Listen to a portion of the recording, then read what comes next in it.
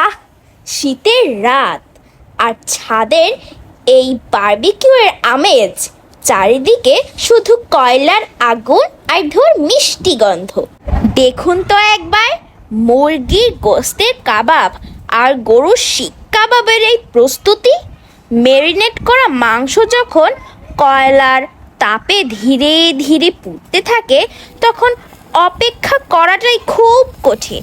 এখানে চিকেন ও beef সাসলিকের barbecue হচ্ছিল। কাবাব তো হচ্ছেই, কিন্তু বারবিকিউ মানেই তো শুধু মাংস নয়, আমাদের এখানে তৈরি হচ্ছে ঝলসে যাওয়া ভুট্টা পোড়া।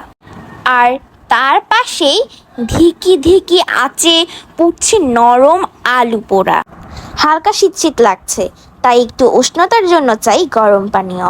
কয়লার আগুনের পাশে গরম রং চা হাতে নিয়েই চলছে আজকের এই জমজমা রাতটা। আজকের মতো আমাদের ছাদের বারবিকিউ নাইট এখানেই শেষ। তো শুভরাত্রি।